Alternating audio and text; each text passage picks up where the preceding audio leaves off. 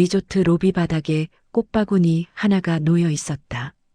국화와 백합으로 정성스럽게 꾸민 바구니였다. 하지만 그 옆을 지나가는 사람들은 아무도 거들떠보지 않았다. 수영장 쪽에서는 웃음소리가 터져나왔다.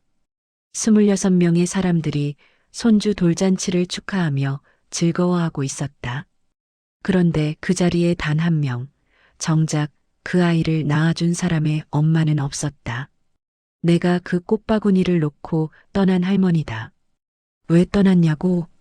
친정 식구 26명은 이틀 밤 사흘 낮을 리조트에서 보내는데 낳아준 엄마는 초대조차 받지 못했으니까.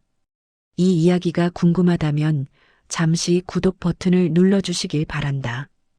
평범해 보이는 사람들의 숨겨진 이야기를 매일 전해드리고 있다. 지금부터 들려줄 이야기는 사람 대접을 받지 못하면 유산도 없어진다는 사실을 증명한 나의 기록이다. 모든 것은 한 달 전 가을이 깊어지던 그날부터 시작되었다. 배추밭에 물을 주고 있었다. 가을 햇살이 따갑게 내리쬐는 오후였다. 허리를 펴고 하늘을 올려다보니 구름 한 점 없이 맑았다. 손주 서준이가 돌이 된다는 게 믿기지 않았다. 벌써 1년이라니. 그런데 이상했다. 돌잔치가 한 달도 안 남았는데 아들한테서 아무 연락이 없었다. 예전 같으면 진작 날짜랑 장소를 알려줬을 텐데. 저녁 먹고 앉아서 휴대폰을 들었다 놨다를 반복했다. 내가 먼저 전화를 걸어야 하나 싶었지만 왠지 그러기가 싫었다. 손주 돌잔치인데 할머니한테 연락도 안 한다는 게 말이 되나? 결국 참지 못하고 아들 민석이한테 전화를 걸었다. 여보세요, 민석아. 나야. 목소리가 떨렸다. 아들은 잠시 뜸을 들이더니 대답했다. 아, 엄마. 무슨 일이세요? 무슨 일은? 서준이 돌잔치 얘기 좀 하려고. 아들이 잠깐 말을 멈췄다. 전화기 너머로 텔레비전 소리가 들렸다. 아, 그거요.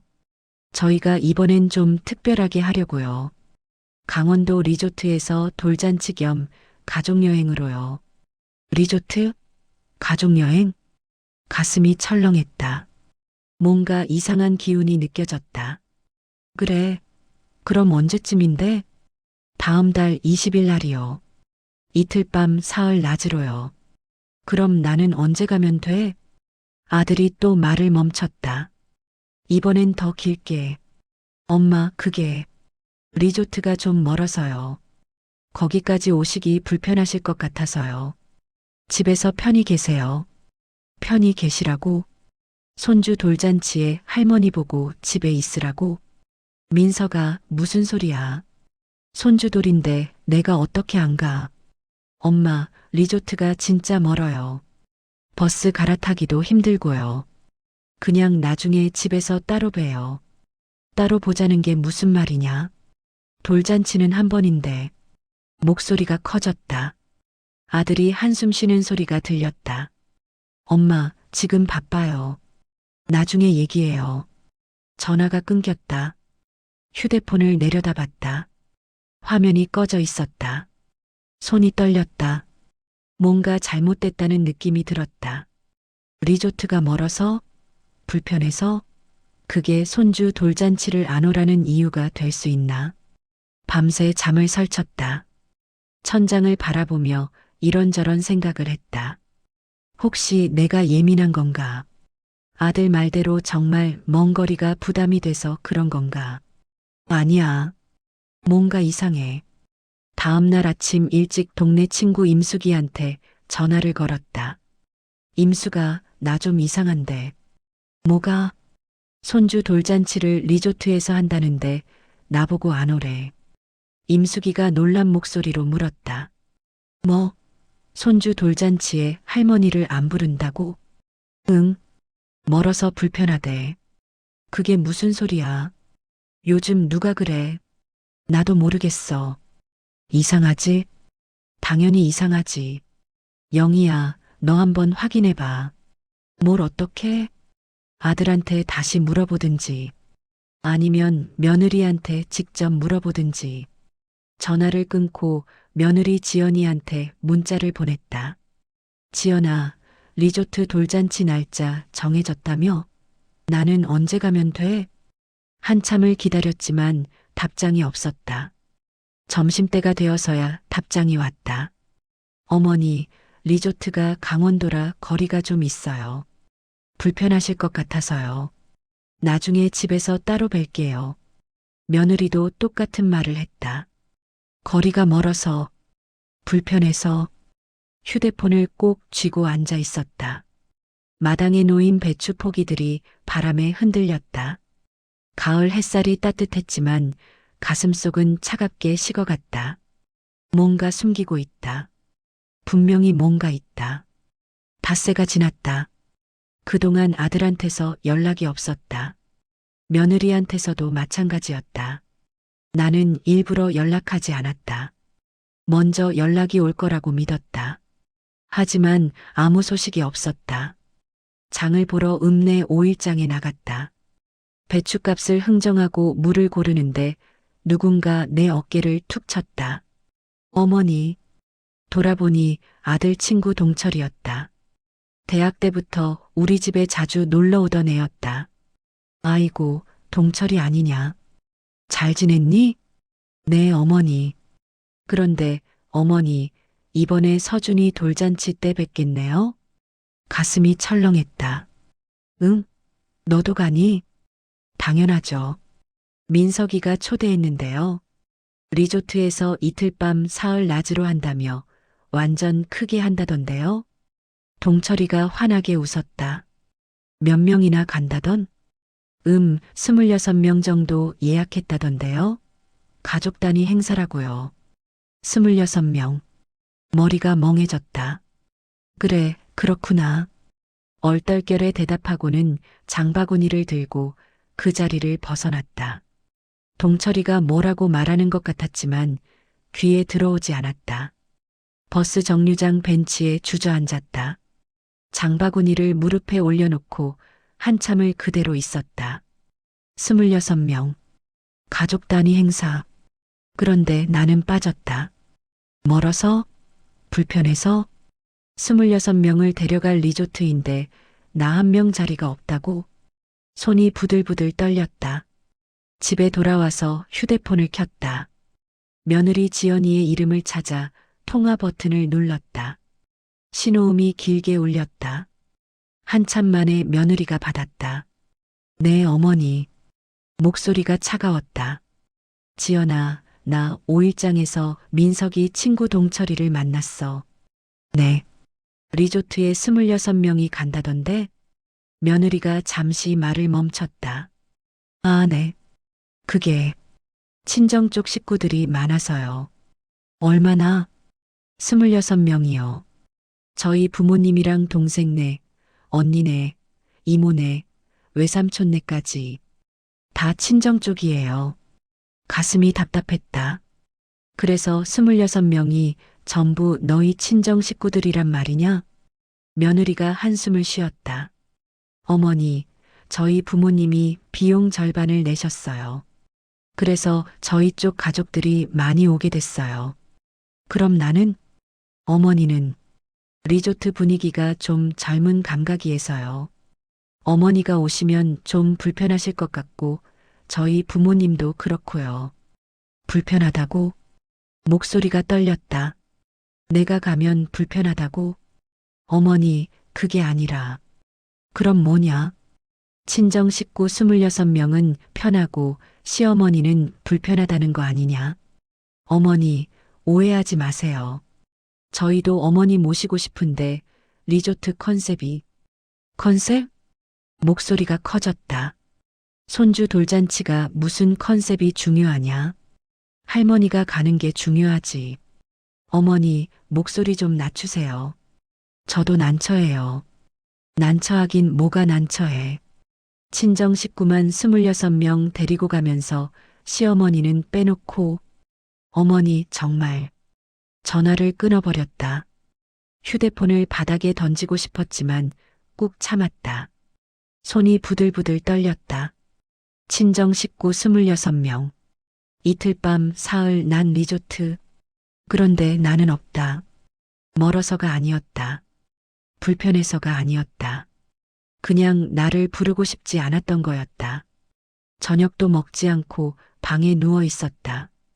천장을 바라보며 눈물이 났다. 억울했다. 서러웠다. 손주를 처음 안았을 때가 떠올랐다.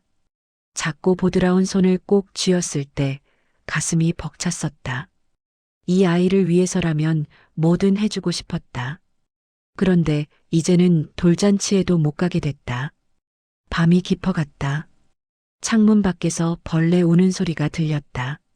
나는 이불을 뒤집어 쓰고 한참을 울었다. 다음 날 아침 눈이 퉁퉁 부어 있었다. 세수를 하고 거울을 봤다. 주름진 얼굴에 핏기 없는 입술. 이게 나구나. 친정 식구 26명보다 못한 시어머니. 휴대폰을 켜니 아들한테서 문자가 와 있었다. 엄마, 지연이한테 들었어요.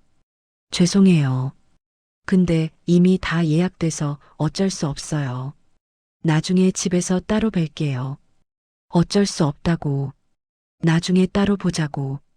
휴대폰을 꼭 쥐고 마당에 나갔다. 배추밭이 보였다. 내가 허리 굽혀 가꾼 배추들. 내가 땀 흘려 키운 무들. 그런데 내 손주 돌잔치에는 갈 수 없다. 친구 임숙이한테 전화를 걸었다. 임숙아, 왜 무슨 일이야? 나 리조트 간다. 어디? 강원도. 손주 돌잔치 하는 리조트. 어머, 그럼 초대받았어? 아니, 안 불렀어. 그래도 간다. 영희야, 괜찮겠어?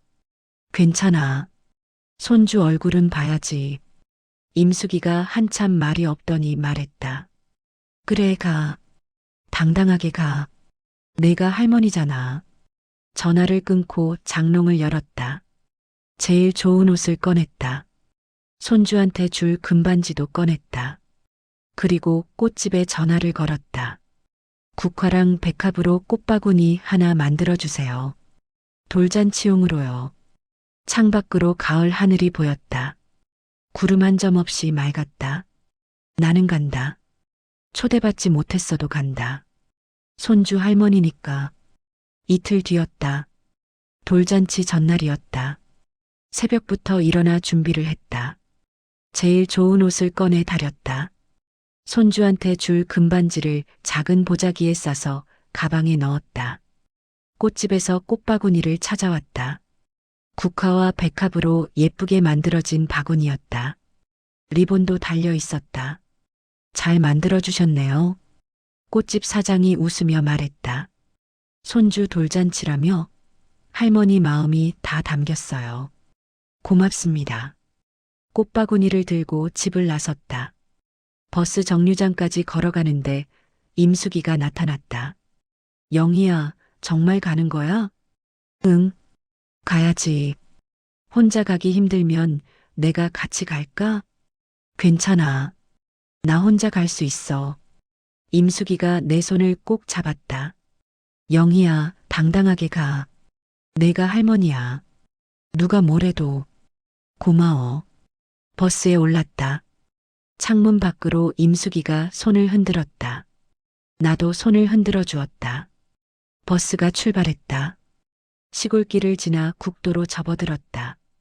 창밖으로 논밭이 스쳐 지나갔다. 가을 햇살이 눈에 반짝였다. 읍내에서 시외버스로 갈아탔다. 강원도까지는 3시간이 걸렸다. 버스 안은 한산했다. 나는 꽃바구니를 무릎에 올려놓고 창밖을 바라봤다. 손주 얼굴이 떠올랐다. 작고 보드라운 볼, 까르르 웃던 모습, 돌이 되었다니 믿기지 않았다. 그런데 할머니는 초대받지 못했다. 가슴이 답답했다. 버스가 휴게소에 섰다. 사람들이 내려서 화장실을 가거나 커피를 샀다. 나는 그냥 자리에 앉아 있었다. 꽃바구니를 내려놓고 손을 주물렀다. 손이 떨렸다. 괜찮을까? 리조트에 가서 뭐라고 말해야 할까? 머릿속이 복잡했다. 버스가 다시 출발했다. 산길을 올라갔다. 창밖으로 단풍이 물든 나무들이 보였다. 빨갛고 노란 잎들이 바람에 흔들렸다. 예쁘네. 중얼거렸다. 하지만 마음은 무거웠다. 강원도에 도착했다. 시외버스 터미널에서 내려 택시를 탔다. 기사님한테 리조트 이름을 말했다. 거기 가시게요? 거기 좋던데요. 네. 결혼식이라도 있어요? 아니요, 돌잔치요. 아, 그러시구나. 요즘은 리조트에서 많이 하더라고요. 택시가 산길을 올라갔다. 길 양옆으로 소나무가 빽빽했다. 멀리 산이 보였다. 10분쯤 지나 리조트가 나타났다. 크고 하얀 건물이었다. 입구에는 분수대가 있었고 주차장에는 차들이 빼곡했다. 다 왔습니다. 감사합니다. 택시비를 내고 내렸다. 꽃바구니를 들고 리조트 입구를 바라봤다. 유리문 너머로 로비가 보였다. 반짝이는 샹들리에, 대리석 바닥, 소파에 앉아 있는 사람들. 심장이 두근거렸다. 괜찮아. 나는 할머니야. 손주 돌잔치에 할머니가 가는 게 뭐가 이상해. 스스로에게 말하고는 유리문을 밀었다. 자동문이 열렸다. 에어컨 바람이 확 들어왔다. 차가웠다. 로비로 들어갔다. 바닥이 미끄러웠다. 조심조심 걸었다. 리셉션 데스크가 보였다. 젊은 직원이 컴퓨터를 보고 있었다. 다가가서 말을 걸었다. 저기요. 직원이 고개를 들고 웃었다. 안녕하세요. 무엇을 도와드릴까요? 최민석 일행인데요. 돌잔치 온 거요. 직원이 컴퓨터를 확인했다. 아, 최민석님. 네, 예약 확인됐습니다. 그런데 성함이 어떻게 되세요? 김영희요. 직원이 화면을 위아래로 스크롤했다. 한참을 보더니 고개를 갸우뚱했다. 죄송한데요, 명단에 성함이 없으신데요? 가슴이 철렁했다. 네, 없다고요? 네, 최민성님 일행은 26분으로 예약되어 있는데 김영희님 성함은 없으세요. 얼굴이 화끈거렸다. 제가 그 집 시어머니인데요. 손주 할머니요. 직원이 난처한 표정을 지었다. 아, 그러시구나. 잠시만 기다려 주세요. 확인해 볼게요. 직원이 전화기를 들었다. 어디론가 전화를 걸었다. 최민성님, 안녕하세요. 로비인데요. 손님 한 분이 오셨는데 명단에 없으셔서요. 네, 김영희 님이세요. 전화 너머로 아들 목소리가 희미하게 들렸다. 뭐라고 말하는 것 같았다. 직원이 고개를 끄덕이며 전화를 끊었다. 손님, 가족분이 곧 내려오신대요. 저쪽 소파에서 잠시 기다려주세요. 소파를 가리켰다. 네. 소파로 걸어갔다. 다리에 힘이 없었다. 주저앉듯 앉았다. 꽃바구니를 무릎에 올려놓고 숨을 골랐다. 손이 떨렸다. 명단에 없다. 26명 명단에 나는 없다. 로비를 둘러봤다. 사람들이 오가고 있었다. 웃으며 이야기하는 커플, 아이 손을 잡고 걷는 가족, 캐리어를 끌고 가는 사람들. 모두 행복해 보였다. 나만 빼고. 멀리서 웃음소리가 들렸다. 수영장 쪽에서 나는 소리 같았다. 아이들이 까르르 웃는 소리, 어른들이 떠드는 소리. 혹시 저기에 우리 손주도 있을까? 가슴이 저렸다. 10분쯤 지났을까? 엘리베이터에서 누군가 내렸다. 며느리 지연이었다. 수영복 위에 가운을 걸치고 있었다.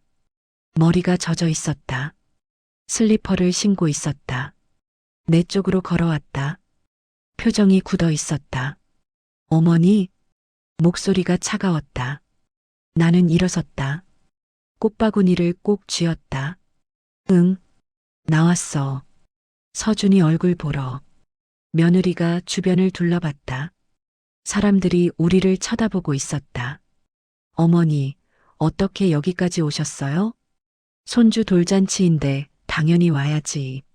며느리가 한숨을 쉬었다. 전화하시지 그러셨어요. 전화했으면 오지 말라고 했겠지.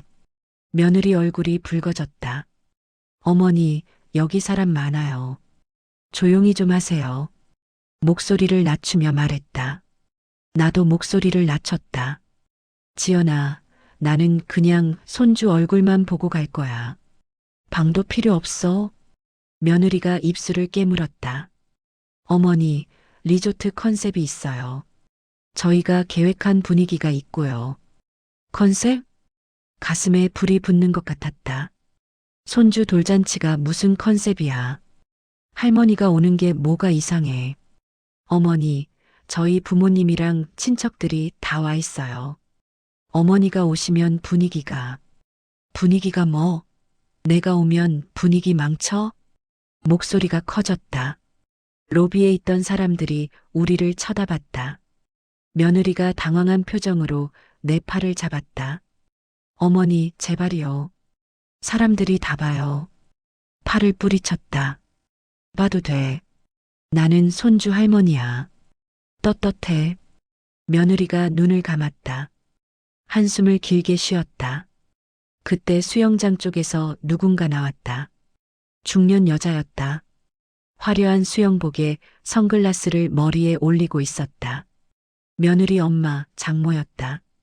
장모가 우리 쪽으로 걸어왔다. 발걸음이 여유로웠다.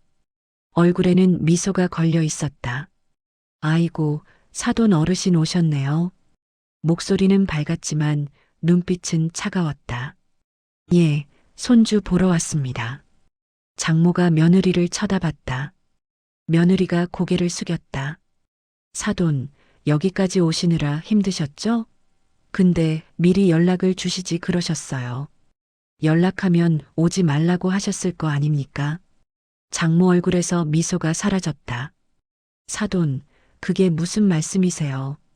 저희가 언제 그랬나요? 그럼 왜 명단에 제 이름이 없습니까? 장모가 잠시 말을 멈췄다. 주변을 둘러보고는 목소리를 낮췄다. 사돈, 여기 사람 많은데 조용히 얘기해요. 저쪽으로 가시죠. 장모가 로비 구석 소파를 가리켰다. 사람들이 없는 곳이었다. 며느리와 장모를 따라 그쪽으로 걸어갔다. 꽃바구니가 무거웠다. 소파에 앉았다. 장모와 며느리가 마주 앉았다. 장모가 팔짱을 끼고 말했다. 사돈, 솔직히 말씀드릴게요. 이번 돌잔치는 저희 쪽에서 비용을 많이 댔어요. 알고 있습니다. 절반 내셨다며요. 네. 그래서 저희 가족들이 좀 많이 왔어요. 26명이요. 그래서 저는 못 오게 한 겁니까? 장모가 한숨을 쉬었다. 사돈, 그게 아니라요. 리조트 분위기가 있잖아요. 젊은 사람들 위주로 꾸며진 곳이고요. 어르신들이 오시면 좀 불편하실 것 같아서요. 불편한 건 저희가 판단할 일 아닙니까? 장모 얼굴이 굳었다. 사돈, 저희도 고민 많이 했어요. 근데 솔직히 말씀드리면 저희 부모님도 오셨고 저희 친척들도 다 왔는데 시댁에서 혼자 오시면 어색하지 않겠어요? 어색하다고요? 가슴이 뜨거워졌다. 제가 손주 할머니인데 어색하다고요? 며느리가 끼어들었다. 어머니, 저희 엄마 말씀이 그게 아니라. 닥쳐. 며느리가 입을 다물었다. 나는 장모를 똑바로 쳐다봤다. 사돈, 솔직히 말씀하시죠. 저를 안 부르고 싶었던 거 아닙니까? 장모가 잠시 말이 없었다. 그리고는 한숨을 쉬며 말했다. 사돈, 이해해 주세요. 저희가 돈을 많이 냈잖아요. 그러니까 저희 쪽 사람들 위주로 하고 싶었어요. 시댁에서는 민석이 혼자만 와도 되는 거고요. 민석이 혼자요? 네. 사실 이번 행사는 외손주 돌잔치 개념이에요. 저희 가족 모임이랑 겹친 거죠. 외손주. 그 말이 귀에 박혔다. 외손주는 손주가 아닙니까? 할머니는 왜 못 옵니까? 장모가 짜증스러운 표정을 지었다. 사돈, 계속 이러실 거예요? 저희도 난처해요. 이미 방도 다 찼고 스케줄도 다 짜여 있어요. 그럼 하루만 있다 가겠습니다. 방은 필요 없어요. 사돈, 그것도 안 돼요. 식사 자리도 다 예약됐고 사진 찍는 것도 다 계획돼 있어요. 갑자기 오시면 곤란해요. 곤란하다. 손주 할머니가 오는 게 곤란하다. 손이 부들부들 떨렸다. 그때 수영장 쪽에서 소리가 들렸다. 외할머니, 이리 와봐요. 아이 목소리였다. 처남 애들인 것 같았다. 장모가 그쪽을 쳐다보고는 웃었다. 네, 간다. 그리고는 나를 돌아봤다. 사돈, 저 가봐야 해요. 아이들이 부르네요. 사돈도 이해해 주시고 집으로 돌아가세요. 나중에 서울에서 따로 볼게요. 일어서려는 장모의 팔을 잡았다. 사돈. 장모가 내 손을 뿌리쳤다. 사돈, 손 떼세요. 사람들 봐요. 주변 사람들이 우리를 쳐다보고 있었다. 장모가 며느리를 쳐다봤다. 지연아, 어머님 모시고 나가드려. 택시 불러드리고. 며느리가 고개를 끄덕였다. 장모가 수영장 쪽으로 걸어갔다. 가온 자락이 펄럭였다. 나는 그 뒷모습을 바라봤다. 눈물이 났다. 며느리가 조심스럽게 말했다. 어머니, 택시 불러드릴게요. 아니야. 뭐라고요? 나 안 가. 며느리가 당황한 표정을 지었다. 어머니, 제발이요. 이러지 마세요. 나는 소파에서 일어났다. 꽃바구니를 들었다. 나도 수영장 갈 거야. 손주 얼굴 볼 거야. 어머니. 며느리가 내 앞을 막아섰다. 어머니, 정말 이러시면 안 돼요. 저희 부모님이랑 친척들 다 있어요. 창피해요. 창피? 목소리가 떨렸다. 할머니가 오는 게 창피해? 어머니, 그게 아니라. 그럼 뭐야? 친정 식구 26명은 안 창피하고 시어머니는 창피해? 며느리가 눈물을 글썽였다. 어머니, 제발 이해해 주세요. 저도 힘들어요. 너는 힘들고 나는 안 힘들 것 같아? 목소리가 커졌다. 로비에 있던 사람들이 모두 우리를 쳐다봤다. 리셉션 직원이 다가왔다. 손님, 조용히 해주세요. 다른 손님들이 불편해하세요. 나는 직원을 쳐다봤다. 그리고는 며느리를 봤다. 알았어. 조용히 할게. 꽃바구니를 천천히 리셉션 데스크에 내려놓았다. 국화와 백합이 조용히 흔들렸다. 이거 최민석 일행한테 전해주세요. 할머니가 다녀갔다고요. 목소리를 낮추고 덧붙였다. 꽃은 두고 갑니다. 대신 제 인생은 제가 챙기러 갑니다. 어머니. 며느리가 소리쳤다. 나는 돌아보지 않았다. 로비 출구로 걸었다. 눈물이 흘렀지만 닦지 않았다. 자동문이 열렸다.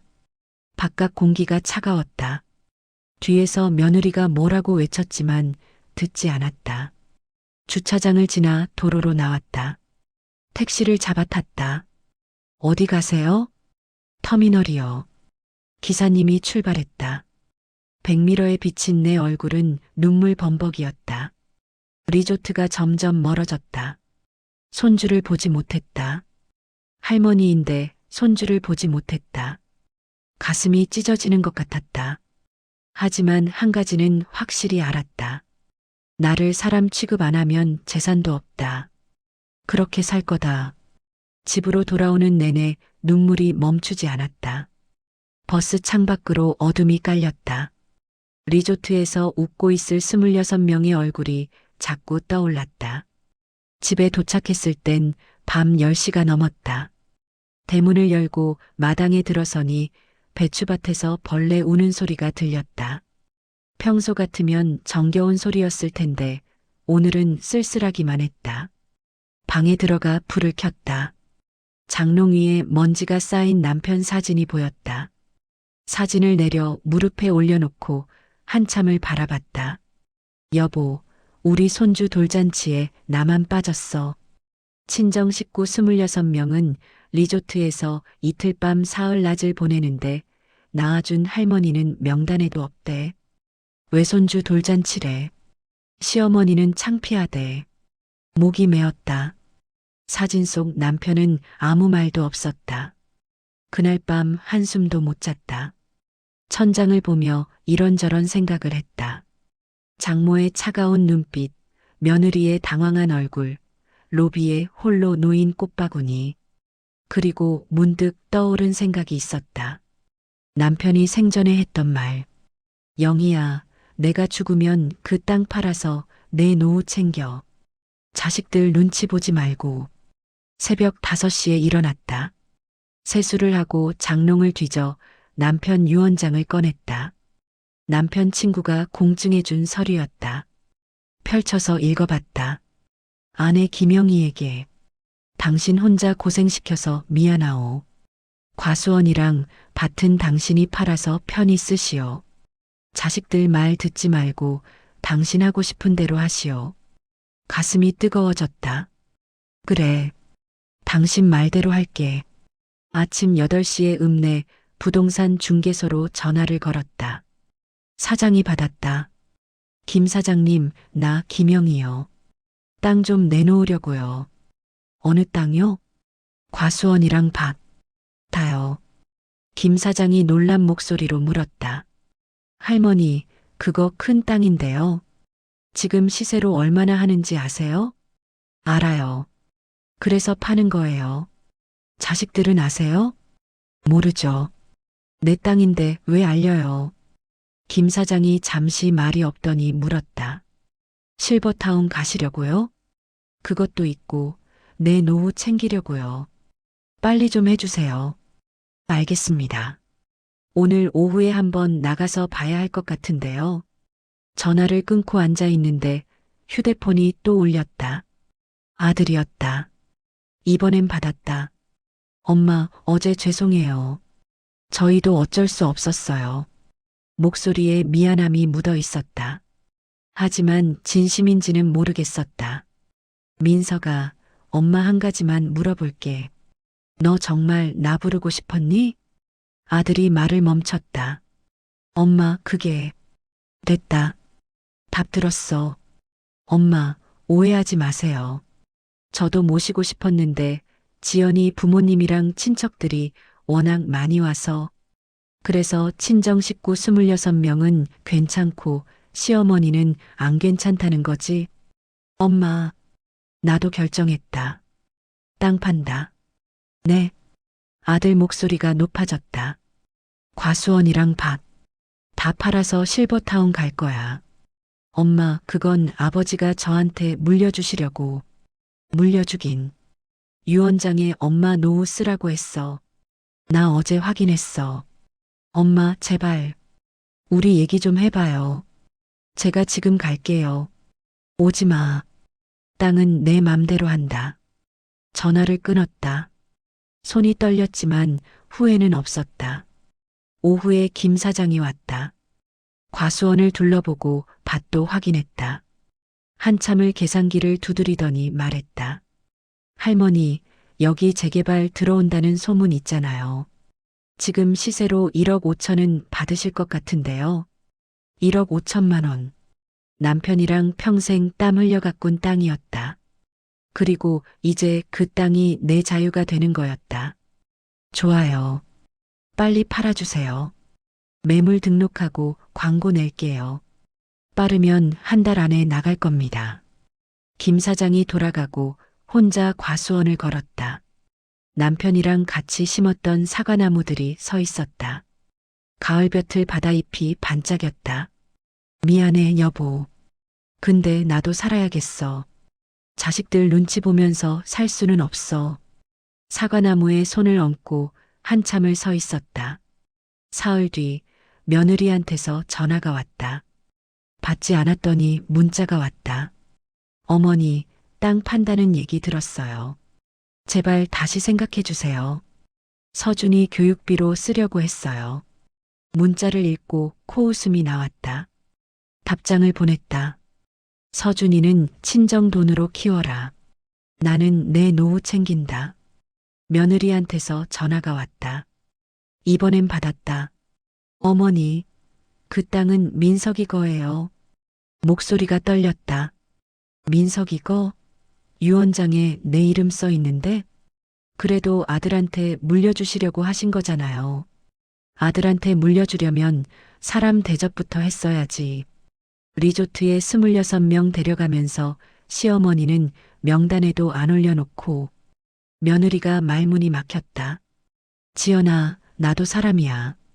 사람 대접 못 받으면 재산도 없어. 전화를 끊었다. 그날 저녁 친구 임숙이가 찾아왔다. 영희야, 땅 판다며? 진심이야? 진심이지. 임숙이가 마당 평상에 앉으며 말했다. 잘했어. 사람 취급도 안 하는데 뭐하러 재산 물려줘. 그치? 우리도 나이 들면 실버타운 가야겠다. 자식들한테 기대면 꼴 보기 싫어. 둘이 마주보고 웃었다. 웃다 보니 눈물이 났다. 그날 밤 남편 사진 앞에 막걸리 한 잔을 따라 놓고 말했다. 여보, 나 잘하고 있지? 당신 말대로 내 노후 챙기는 거야. 손주 돌잔치에 할머니를 안 부르는데 유산은 뭐하러 줘. 사진 속 남편이 희미하게 웃는 것 같았다. 일주일이 지났다. 김 사장한테서 전화가 왔다. 할머니, 매수자 나왔어요. 현금 거래 원하신다고 하시던데 괜찮으세요? 좋아요. 언제 계약해요? 모레 군청에서 만나기로 했어요. 공증도 같이 하시죠. 알겠습니다.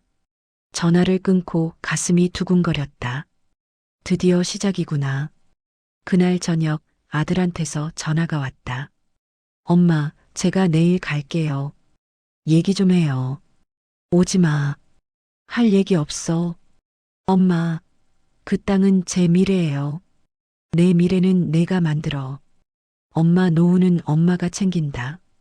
전화를 끊었다. 하지만 다음 날 아침 대문 앞에 승용차가 섰다. 아들과 며느리가 내렸다. 대문을 열고 나갔다. 왜 왔니? 오지 말라고 했잖아. 아들이 다가왔다. 얼굴이 상해 있었다. 엄마, 제발 다시 생각해 주세요. 그 땅으로 저희 대출 갚으려고 했어요. 대출? 며느리가 끼어들었다. 어머니, 리조트 비용 때문에 대출 받았어요. 그 땅으로 갚으려고 했는데요. 가슴에 불이 붙었다. 리조트에 26명 데려갈 돈은 어디서 났어?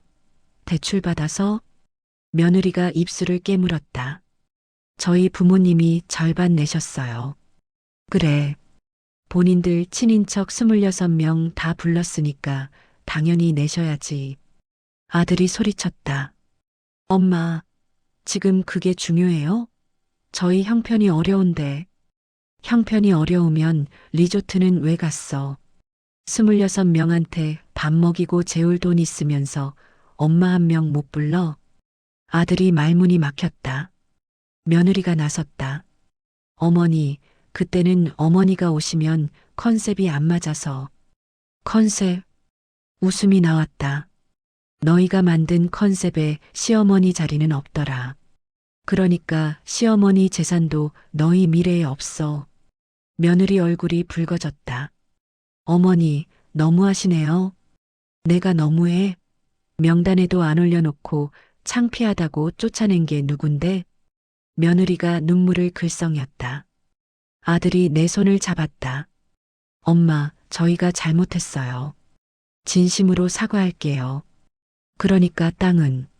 손을 뿌리쳤다. 사과는 됐어. 이미 계약 들어갔어. 모레 공증한다. 아들 얼굴이 하얗게 질렸다. 엄마, 제발. 돌아가라. 더 이상 할 말 없어. 마당으로 들어가 대문을 닫았다. 뒤에서 아들이 소리쳤다. 엄마, 엄마. 대답하지 않았다. 방으로 들어가 문을 닫았다. 창문 틈으로 보니 며느리가 아들을 끌고 차로 향했다. 차가 출발했다.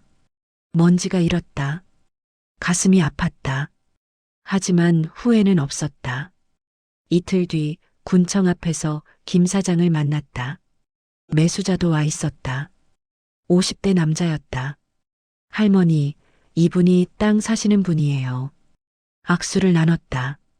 잘 쓰겠습니다. 네, 좋은 땅이에요. 군청 민원실로 들어갔다. 서류를 작성하고 도장을 찍었다. 매수자가 통장으로 돈을 입금했다. 1억 5천만 원. 평생 상상도 못한 돈이 한순간에 들어왔다. 공증 사무실로 이동했다. 변호사가 서류를 확인했다. 재산권 분쟁 없으시죠? 네. 증인도 필요한데요. 친구 임숙이랑 정자가 들어왔다. 미리 부탁해뒀었다. 우리가 증인일세. 변호사가 고개를 끄덕였다. 도장 찍으세요. 도장을 찍었다. 공증 스탬프가 찍히는 소리가 크게 울렸다. 끝났다. 밖으로 나왔다. 햇살이 따가웠다. 임숙이가 내 어깨를 두드렸다. 영희야, 잘했어. 고마워. 이제 실버타운 알아봐야지. 응. 바다 보이는 데로 갈 거야. 셋이 함께 웃었다. 집으로 돌아오는 길 휴대폰이 울렸다. 아들이었다. 받았다. 엄마 공증했다며요? 했어. 아들이 한참 말이 없었다. 엄마, 정말 이러실 거예요? 민서가 엄마가 리조트 갔을 때 생각나니? 명단에 없다고 했잖아. 창피하다고 했잖아. 외손주 돌잔치래. 엄마, 사람 대접 못 받으면 재산도 없어. 앞으로 연락하지 마. 엄마는 엄마 인생 산다. 전화를 끊었다. 며느리한테서 문자가 왔다. 어머니, 그 땅으로 서준이 키우려고 했어요. 답장을 보냈다. 서준이는 친정 돈으로 키워. 26명 리조트 보낼 돈 있잖아. 더 이상 답장은 없었다. 그날 밤 남편 사진 앞에 앉았다. 여보, 나 땅 팔았어. 당신 말대로 내 노후 챙기는 거야. 사진 속 남편이 환하게 웃는 것 같았다. 창밖으로 달이 밝았다. 벌레 우는 소리가 고요했다. 가슴은 아팠지만 마음은 홀가분했다. 이제 시작이다. 내 인생 제대로 살아보는 거다. 한 달이 지났다. 남해안 실버타운 입주 계약을 마쳤다. 파도소리 실버타운. 바다가 보이는 10층짜리 건물이었다. 짐은 많지 않았다. 옷가방 하나, 남편 사진 한 장, 그리고 통장. 임숙이와 정자가 배웅을 나왔다. 영희야, 잘 살아. 우리도 나중에 놀러 갈게. 그래. 방 크니까 언제든 와. 버스에 올랐다. 창밖으로 손을 흔드는 친구들이 보였다. 나도 손을 흔들었다. 버스가 출발했다. 시골 풍경이 멀어졌다. 4시간을 달려 남해안에 도착했다. 택시를 타고 실버타운으로 향했다. 하얀 건물이 바다를 마주하고 서 있었다. 입구에 파도소리 실버타운이라는 간판이 반짝였다. 현관문을 열고 들어가니 로비가 넓었다. 리셉션 직원이 웃으며 인사했다. 김영희님 맞으시죠? 환영합니다. 고맙습니다. 엘리베이터를 타고 10층에 올라갔다. 복도 끝 천호. 문을 열자 햇살이 가득 들어왔다. 거실 창문 너머로 바다가 펼쳐졌다. 파란 바다에 햇빛이 부서졌다. 예쁘네. 중얼거리며 창문을 열었다. 바닷바람이 들어왔다. 짠 냄새가 코끝을 스쳤다. 짐을 풀고 소파에 앉았다. 남편 사진을 거실 선반에 올려놓았다. 여보, 우리 여기서 살아. 바다 보이지? 사진 속 남편이 웃는 것 같았다. 다음 날 아침 식당으로 내려갔다. 여러 테이블에 어르신들이 앉아 계셨다. 빈자리에 앉으니 옆 할머니가 말을 걸었다. 새로 오셨어요? 네, 어제 왔어요. 저는 미란이에요. 여기 온 지 6개월 됐어요. 저는 영이에요. 잘 부탁해요. 여기 사람들 다 좋아요. 아침을 먹는데 밥이 따뜻했다. 된장찌개에 호박이 들어 있었다. 집에서 먹던 맛이었다. 식사 뒤 로비에 내려가니 게시판에 공지가 붙어 있었다. 수중 체조 수업, 노래 교실, 텃밭 동아리, 연극 모임. 텃밭 동아리에 이름을 적었다. 오후에 텃밭으로 나갔다. 실버타운 뒤편에 작은 밭이 있었다. 여러 어르신들이 모여 계셨다. 미란 할머니가 손을 흔들었다. 영희 씨 여기.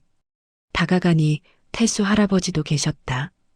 새로 오신 분이에요? 네, 어제 왔어요. 뭐 심으실 거예요? 배추요.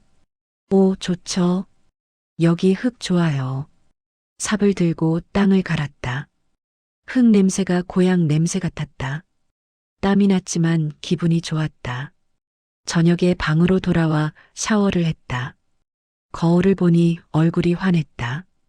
발코니로 나가니 바다에 노을이 졌다. 주황빛이 물결에 반짝였다. 휴대폰을 꺼내 사진을 찍었다. 그리고 문득 SNS에 올려보고 싶어졌다. 며느리가 리조트 사진을 올렸던 것처럼 사진을 올리고 글을 썼다. 남해 실버타운에서의 첫날. 바다가 아름답다. 올리고 나니 속이 시원했다. 한 달이 지났다. 실버타운 생활에 익숙해졌다. 아침마다 수중 체조를 했고 오후엔 텃밭을 돌봤다. 저녁엔 노래 교실에서 목포의 눈물을 불렀다. 친구들도 생겼다. 미란 할머니, 태수 할아버지, 순자 할머니. 어느 날 저녁 로비 게시판에 새 공지가 붙었다. 주민 연극 공연 모집. 제목 손주 리조트 여행에서 제외된 할머니. 심장이 뛰었다. 이거 내 얘기잖아. 미란 할머니가 다가왔다. 영희 씨, 이거 봤어요? 제목 보니까 영희 씨 얘기 같던데요? 맞아요. 제 얘기예요. 그럼 주연하셔야죠. 아니에요. 저는 그냥 꽃집 주인 역할 할래요. 왜요? 진짜 주인공은 저니까 무대에선 조연으로 있고 싶어요. 미란 할머니가 웃었다.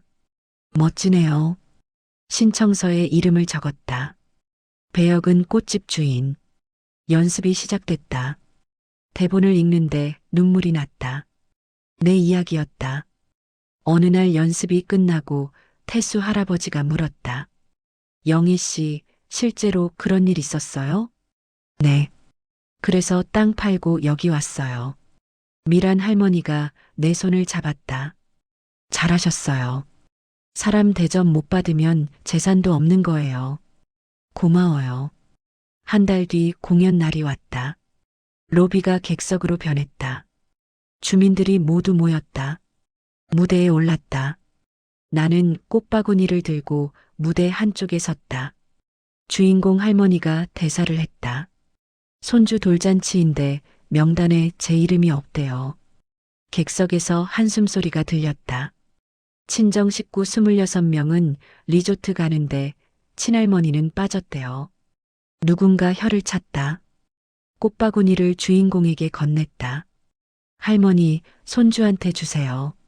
마음이 담겨 있어요. 주인공이 꽃바구니를 받아 안았다.